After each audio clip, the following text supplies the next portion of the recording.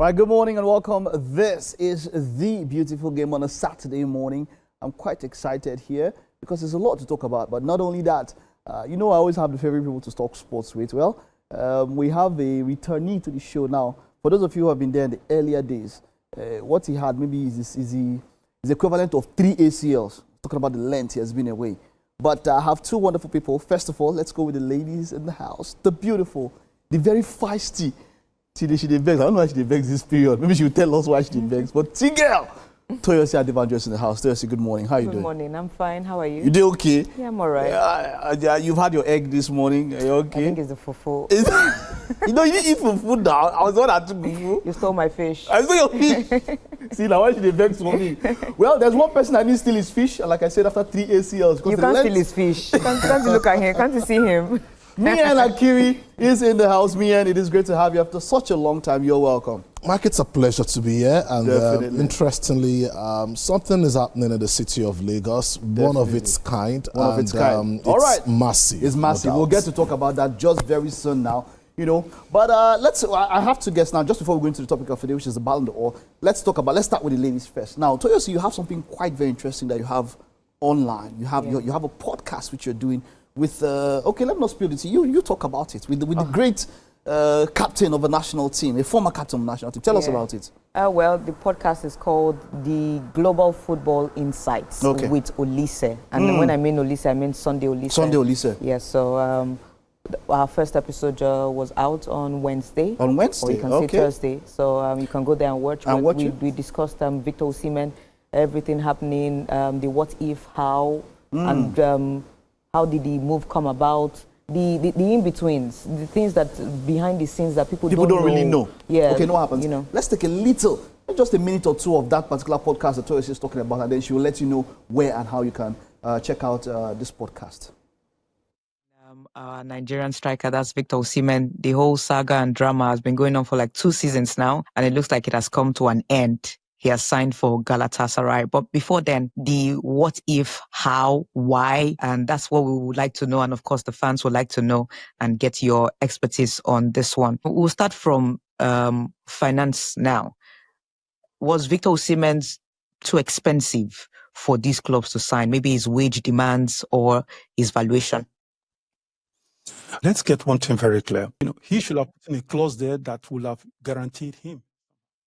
All right. So, Toyosi, where can we listen to this? Yes, you can follow me on Instagram. Okay. That's at ToyoBaby_28. Right. TOYOBABY _28. On Toyo TikTok, Baby is not professional. I'm just kidding, don't mind me. On TikTok, it's at Penalty Sport with Toyo.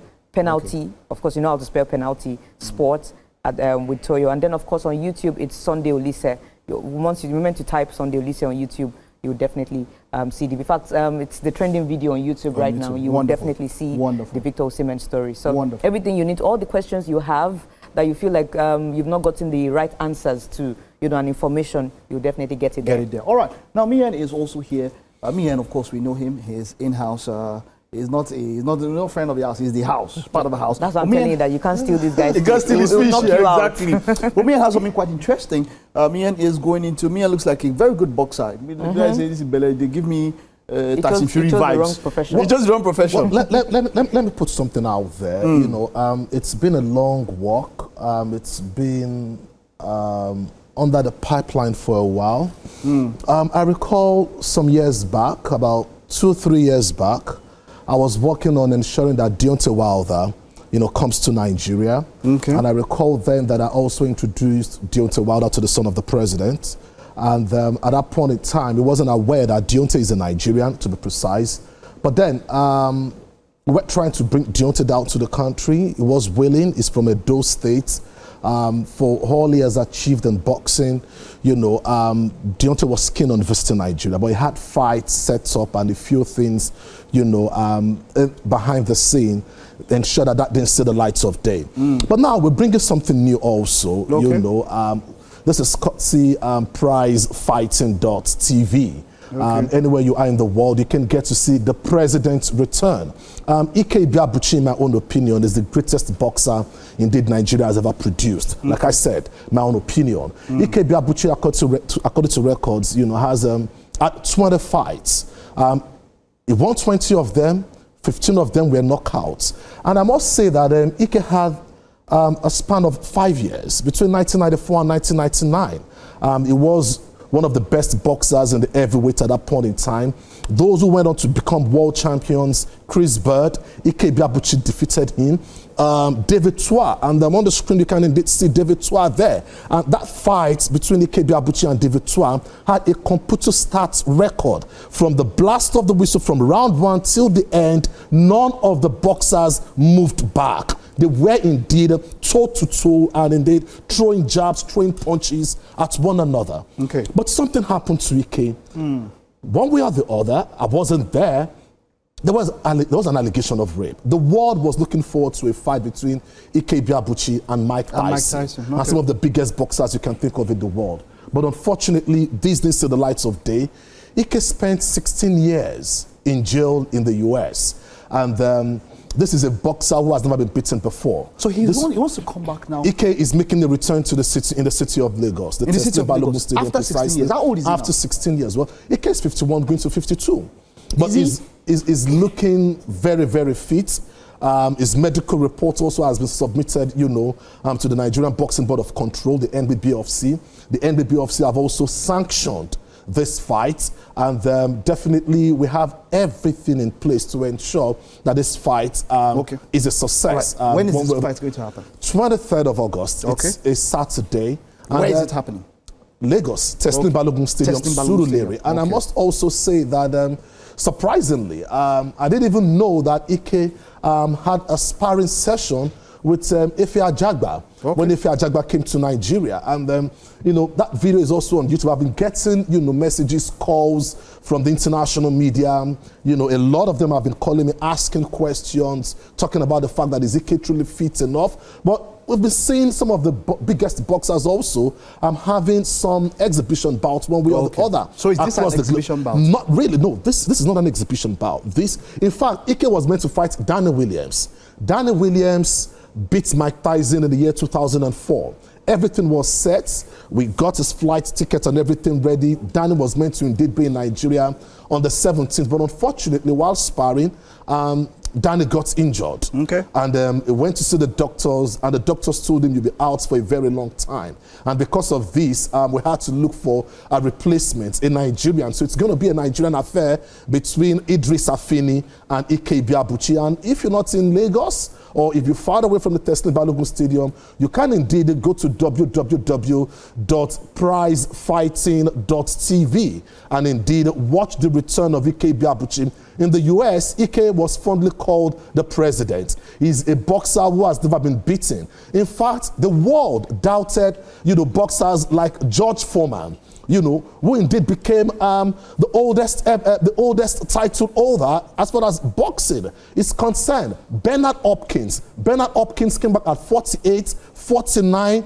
50. Bernard Hopkins was still boxing. And indeed, I'm of the opinion that from what I've seen of Ike, his training regiment, his medical report, the Nigerian indeed should be given a chance to indeed return into the squared ropes. All right, wonderful. We'll take a break very, very soon.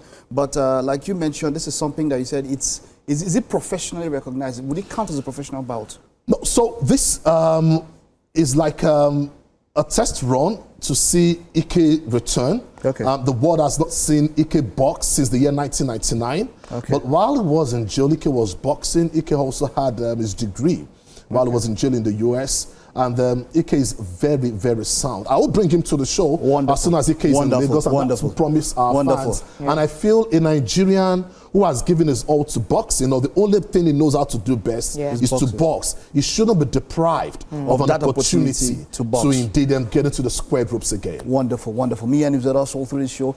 We'll take a time out very soon. Of course, when we get back, we're talking Ballon d'Or. We're talking Community Shield. The season is back.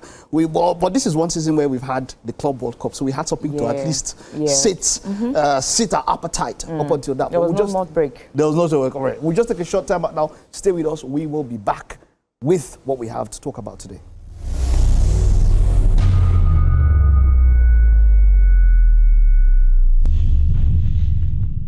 Welcome back. And thank you for staying with us. It's the second lap of the show and joining us for the second half. And we're hoping that he gets a hat trick in this game.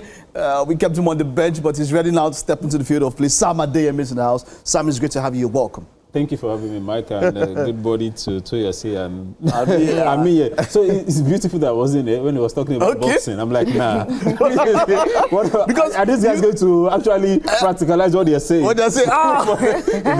So I'm safe. But you can indeed get to watch the fights on prizefighting.tv. No problem. Okay, yeah. Well, when he comes on the show, him and me. to see Ibi Abuchi again, like you did mention. Definitely. It's one of the best years, in the 90s, yeah. You know, and it's massive. All right. Okay, so let's get to the major talking point today. The Ballon d'Or. Now, the 30-man shortlist was released by UEFA, and it's causing quite some controversy. 9 players from Paris Saint-Germain are in that particular squad, or in that 30-man shortlist. We have 4 from Barcelona, 3 from Liverpool, maybe 4 now if you add the other person. Those are some of the best teams. Just 1 from Chelsea. Yeah. Chelsea fans are angry. They're expecting to see... Should they even have any at all? Moises Caicedo. No, they have Cole Palmer. Cole Palmer is there. I say, should they even have anyone? Should they even have anyone at all? You know. But Sam, let's start with you. Yeah, that 30-man shortlist. Is there any name that should have been there, or any name that that was there that should not be there? Okay, so I think let's start with the name that shouldn't be there. One of the names has to be Vini Jr. He has no business being there. It's you look at the list, and it seems as if they're just focusing on the top 5 leagues. Only one player make it outside there, and that's Victor Gyökeres, who is even now in Arsenal. That's the only player outside the top 5 league that made it up to that 30. Where's Julian Alvarez? Was phenomenal with Atletico Madrid. Yes, there were no trophies there, but then was quite the player. This is an individual award. Yes, it's an individual award. If Vini is getting a shout in that list, where is Victor Osimhen with Turkey, with Galatasaray in Turkey, winning 2 titles and also being the top scorer? He didn't make that list, but Vini Jr. is in that or is on that list. No, like we've said many times, it's a popular award. So that's why sometimes you see some names and some names that doesn't get to miss. Maybe we know where it's already going. For PSG, if they decide to have 11 PSG players there, I think they totally deserve it. Over what they did in that season, every single player on that side really makes something else. And I'm happy that they've been rewarded with so many of them, especially when they talk about the Raul Neves, the Ashraf Hakimi. These are players mostly you don't get to see when you talk about the Ballon d'Or. With most focus on the attacking players, the guys that scored the goals and the guys that made the assist. So it's nice. Donnarumma making the list. It's a good It's nice, right? Toyosi, now he mentioned Donnarumma. Yes, let's have your thoughts on that list. But then the Yassin Trophy is the one for the goalkeepers, right? I think it was Thibaut Courtois some years back who complained that why are they not considered? You know, football has always had that thing of how can you rate a goalkeeper versus an attacker? Are there common grounds that you can rate them? So shouldn't this thing just be positional? Should it be something that we put across there? But then I know you have issues with Cole Palmer's name being there. I don't even care actually. There's nothing wrong with him being there. There are so many names that shouldn't even be there too as well. Just like you rightly mentioned, Julian Alvarez. But to answer your question, look, life is not fair, and you can never make it balance. We make slangs here in Nigeria that where we joke and say this life no balance, and it's a general thing. You can never make everybody happy. If you try to make everybody happy, you would fail. You're not jollof rice. Yeah. even jollof rice. Like there's nothing. People are never satisfied. Even God himself does not even satisfy human beings. Wow. Yes. You say the weather is hot, you want rain. Rain will come, you say the rain is too much, you want heat, you want sun, that your clothes can't get dry. You know, we always complain. Even if they do right by us, somebody somewhere will still complain. Now, where am I going with this? You made mention of Thibaut Courtois, which is very understandable. When you look at that case, yes, you feel like goalkeepers should be considered to and given that limelight that, the number of clean sheets, the number of saves. Without your saves, you can't win games. But at the same time, the attackers, that's why they call them outfield players. They're the ones that make you look good. They're the ones that score the goals, because the essence of football itself is to do what? The end product of football is to do what? Is to score goals. You can save number of goals, you can keep a clean sheet, but if you don't score the goal, you will not win games. So somehow they are popular because of how effective others are. Not just others are. They are just effective how the end game of football is. It favors attackers because you have to score goals. Now in the other end, where you mentioned Vinicius Jr. not being there, yes, it's a record-breaking history for Paris Saint-Germain having 9. But in all honesty, all 9 didn't need to be in the top 30. What is Desiree doing there? Look, the competition itself And when you talk about Ballon d'Or, it doesn't just reward you for one season. It also rewards you the fact that you've been consistent over time, being in our faces, doing so well. You also mentioned Victor Osimhen not being there. I understand. But that is another place where life is not fair. You can be churning out the numbers. Look at the coefficient for the European Golden Boot. Those who are not playing in Europe top 5 leagues, their coefficient is what? Is low. It does not count. If you score 15 goals in the Premier League and you score 20 goals in the Portuguese league, the one who scored 15 goals in the Premier League has more points than the person who scored 20 goals in the Portuguese league, because you are out of Europe top 5 leagues. The only time I'm seeing Galatasaray, maybe when they play in the Champions League or the Europa League. So what are we saying? So it's not worth it. The number of eyes are watching. So there's no how. The Europe top 5 league will always take the preeminence. Yes, every Wonderful. time. All right. Now, Cristiano Ronaldo was on record saying that he said when he was asked about the Ballon d'Or, he said it's fictional. Cristiano Ronaldo has been salty for the past 3-4 years when he has not been in contention. There was a time when he said that when he's being real, you say he's salty. When he's being honest, he's salty. Cristiano Ronaldo mentioned, and he said that look, the Ballon d'Or should be someone that won the Champions League. But in 2013, he didn't win the Champions League. That's the year Ribery was thinking. Was he the only one? But Cristiano Ronaldo has gone on record to discredit the Ballon d'Or. The Ballon d'Or, has it lost its credibility with the way the names are coming now? Are you okay with the names? Is the credibility of the Ballon d'Or still there? Or are you with Cristiano Ronaldo, who says that it is fictional and it doesn't have the credibility again? Well, it has a silent undertone. If you take a look at where the Ballon d'Or is coming from, the French football magazine, the organizers, and you want to talk about at a point in time when they came together with the Federation of International Football Association, the bests, tried to put these awards together. There were a lot of controversies, and that romance didn't last long. They had to go their separate ways. FIFA have the best now, and we still have, the French football magazine still having the Ballon d'Or award. Over the years, there have been question marks about players who should have indeed won the Ballon d'Or award and never did. Some benefited from it. Ronaldo, Messi all benefited, from this. What they were also dominating the world of football. Some even asked at some point in time, how come a player like Thierry Henry never got to win the Ballon d'Or award? So these controversies have always been there, and it will be there for many years to come. Let me deviate a bit. You made mention of goalkeepers.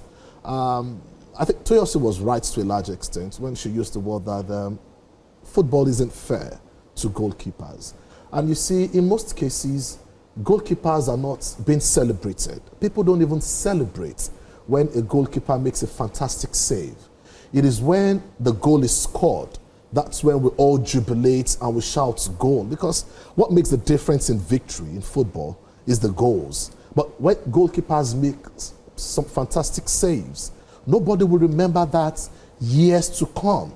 It's the outcome of the results that they will remember. And I must indeed give kudos to those who thought about the Yashin Award. The Yashin Award was gotten from the name of a certain player who also graced the biggest stage of football, the FIFA World Cup, Lev Yashin. Yeah. Lev Yashin played at the played for the Soviet Union. And he appeared at the Olympics and also about 3 different World Cups. The only goalkeeper to the only goalkeeper to have won the Ballon d'Or award. But I think it's just the reality. It will be very, very difficult for us to see goalkeepers get to win awards like this when there are so much focus and the pressure is also much on getting the goals. When goals indeed make the difference. It will be difficult, but then let's hope that we'll get to see more Lev Yashin. And it's a good thing that the Lev Yashin Award has been celebrated because this is also to encourage goalkeepers. If you're good enough, maybe one of these days you will indeed win it. Get Okay, award. so we can take your messages on WhatsApp, or just messages, don't call. When we start now, start calling. Messages 08020815247. What are your thoughts on the Ballon d'Or? Should Chelsea have had one more player? Maybe Moises Caicedo? Is Cole Palmer? Does he have a chance? Because there's been that talk about Club World Cup that he can go ahead and pick it. So just let us know 08020815247. You can also follow us on YouTube at The Beautiful Game with Mike. All right. While the whole Ballon d'Or controversy is on, okay, there are two things now. Let's get into the transfer window, and this is all open for us now. And then we'll move into, of course, the preview for the Community Shield. The transfer window so far. Manchester United look like Newcastle. Let's talk Newcastle, Manchester United. Newcastle, almost everybody has rejected them. The last person to just reject them. See, I said message after calling. I will block your number. Just say what's up. What's Send up? Message on WhatsApp. I will block your number. But let's talk about the transfer window and let's look at it generally. Who do you think wins this transfer window so far? Newcastle. Someone made mention that I'm sure that Sesko will be googling what is a Newcastle. That no matter how much they have done, look, Manchester United is one of the biggest brands in football, and Newcastle cannot compare to where Manchester United is. But at the moment, they have a new front three. They have Cunha, they have Mbuemo, they now have Šeško. Liverpool have done all they have done. What is your rating on transfer market so far? Which deals excite you? What are your thoughts on transfer market so far? So last week when we were talking about the clubs and the deals they've done, I was saying Arsenal would be my number one if they get a Berry Chiese, which I'm still thinking they do the week gap before the season starts, or before the end of the transfer window, as the case may be. With that, Arsenal would be the best, well-run side when it comes about transfer, getting key players to cover up and then the players that they need. For Manchester United, I really don't understand what they're trying to do. There's still Joshua Zexi and Rasmus Højlund. And you've gotten 3 different strikers. The places where you probably need to stock up, you haven't done that. But it's not better than Chelsea. The centre back, they've not been able to. Okay, look, we know about Chelsea and all of that. But then, for Manchester United, I feel they need more centre backs. Lisandro Martinez, as good as he is, we know how injury prone he can be. Lenny Yoro, Harry Maguire. Who else do you have? Lindelof has left. Artist Delete, good, but he has never hit that height of Ajax. At Bayern, he was no, and not even But so maybe because of his plan of playing wing backs, you've got some of these youngsters. I think there's Eden Evan, Patrick Dogu, Luke Shaw is still in the team, who can also play as one of the 3 centre backs. But I feel they're spending money in the wrong places. That's for Manchester United. I still think Arsenal has been the best in this transfer window so far. In this transfer window. Despite how much Liverpool has spent, they are not addressing their own primary response. And even and Slot even did mention that the centre-back option. Yes, Maguire they've been toying with him all summer, but they need more than just one centre-back. So there's still that chance of them still getting somebody. But they've lost their Kwanzaa and they have only Konate and Van Dijk. The 2 guys, so yes, they've strengthened some places, but then for Arsenal, everywhere. Mosquera in defense, Zubimendi in the middle, Gyökeres in the attack. I think they've been able to. For Manchester City, they've packed anybody that's available. And it's left for Pep how he wants to play all of them together. It is left for him because now you're starving somebody like McCarthy who are about to push us right now.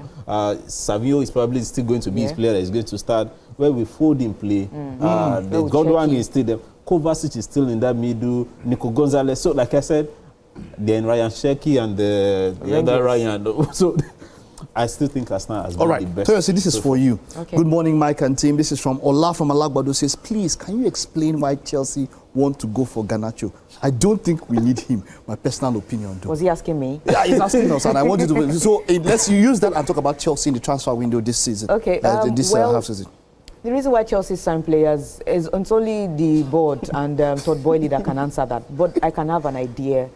Well, from past experiences, we've seen them that they accumulate players based on how they can sell them to and make money from them. And this has not been happening. This is not just happening. Right from even the Abramovich era, the likes of Vitesse, Heracles, these are clubs that enjoy Chelsea players when they go on loan. Yes. If you remember very well, you see them, they just spread them across Europe.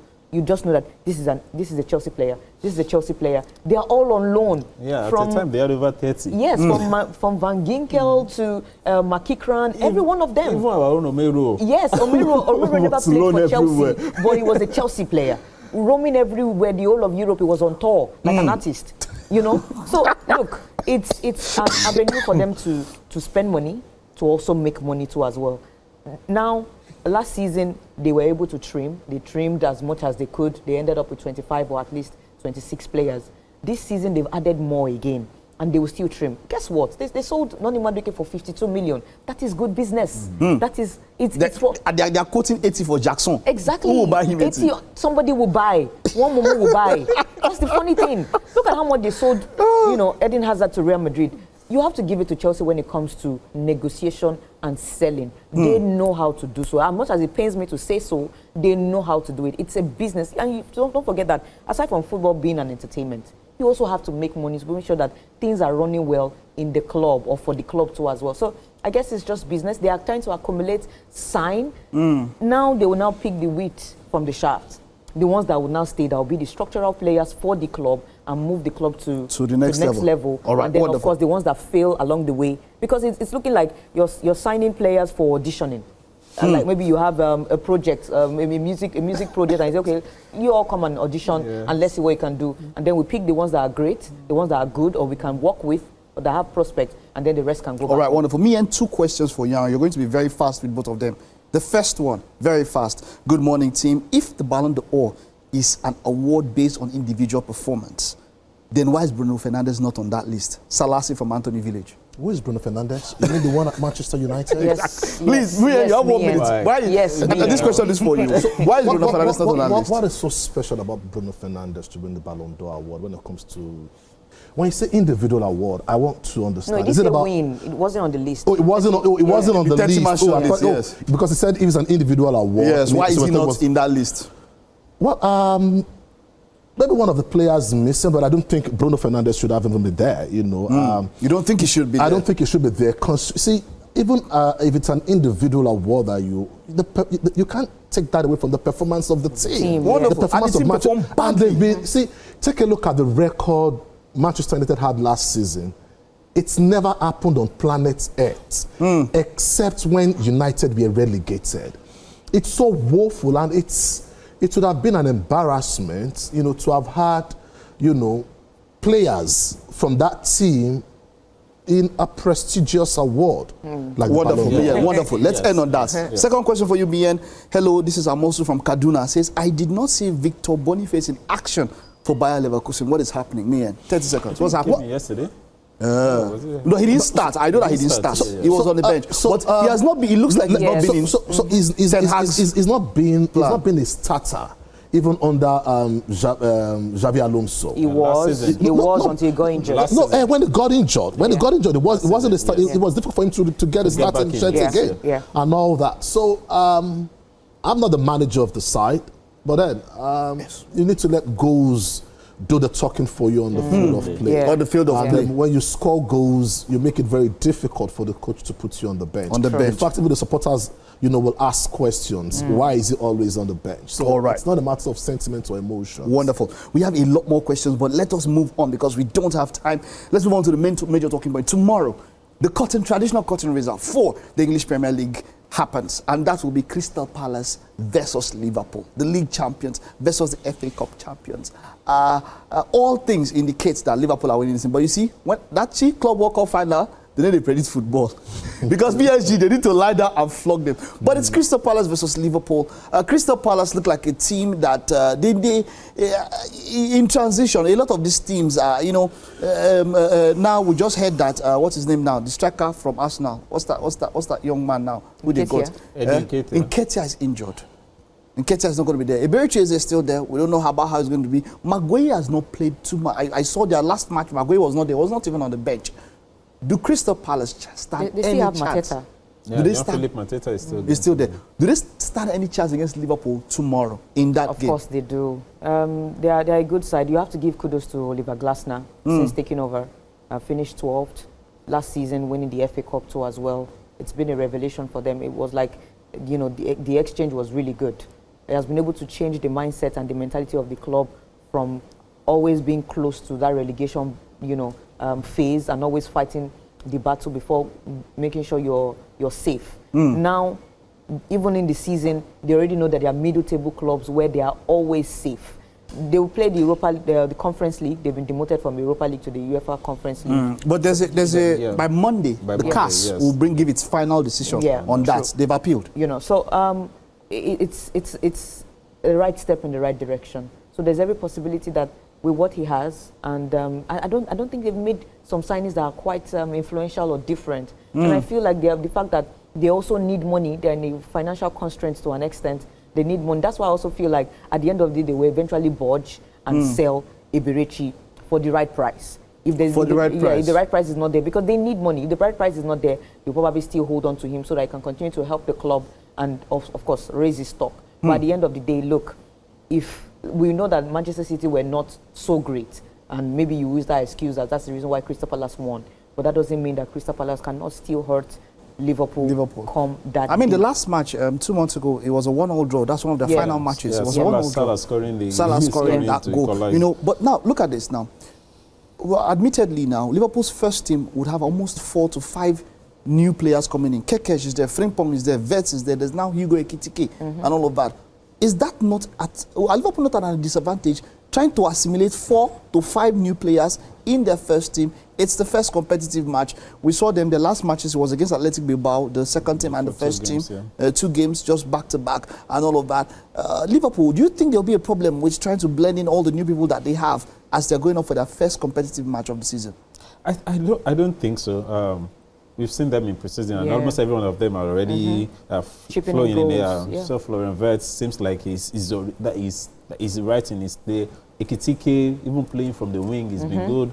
But then there is the defense that I'm wary of. Yes, Konate and Van Dijk is still there, but then, like you said, Frimpong and Kekes, these guys are not your traditional right back.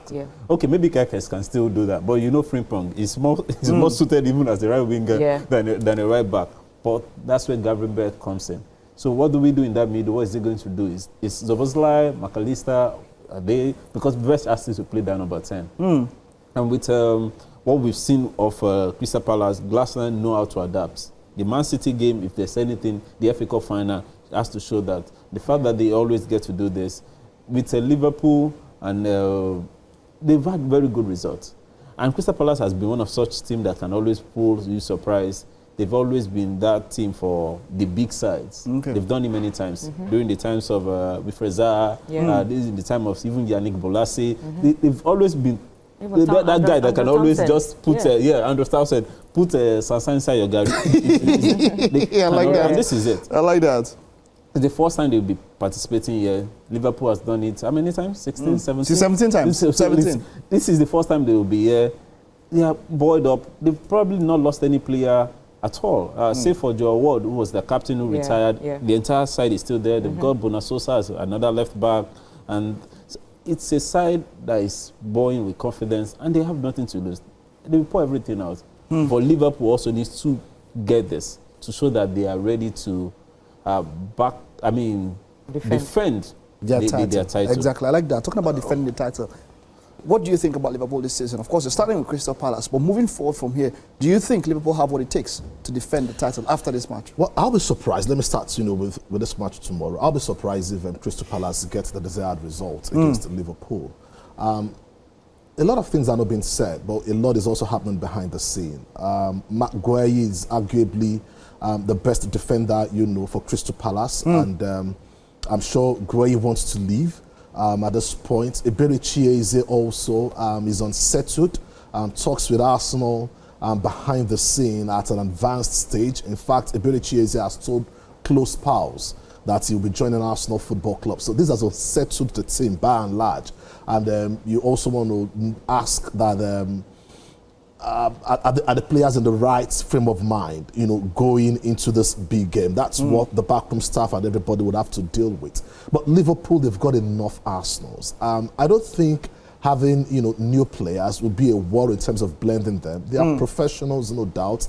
Left for Diaz, who's gone to Bayern. I think Liverpool have been able to get some of the best players you can think of, you know, in world football. Vets also getting to win Man of the Match award in all the preseason games shows how he's been able to settle in quickly. And I don't expect anything less when you start with the big Community Shield, which is a traditional curtain raiser for the most glamorous, arguably rather, the most glamorous league in the world, the Premier League. But then, talking about defending the title successfully, it's a long walk. It's a marathon race. And just like he said, the weakness in Liverpool has got to be the defense. Konate is not willing to extend his contract, and I wouldn't be surprised if Real Madrid also gets to bid for him, and then he goes to the Santiago Bernabeu before the end of the transfer window, because I'm sure Liverpool don't want to lose him for anything, for free, without making money. There are talks that Real are interested in the services. So if you must win the Premier League next season, with what the top teams have been able to do, the Arsenals, the Manchester Cities, the Chelseas, and the Liverpool, they've spent very well getting good legs in the transfer window. I expect, you know, a very tough season. In fact, this will be one of the toughest seasons in a very long time. I agree with that. Okay, so guys, we have to wrap up the show. So let's have your predictions. Find out what you think for investors. Let me start with this. It is for investors. There should be goals. I expect goals here.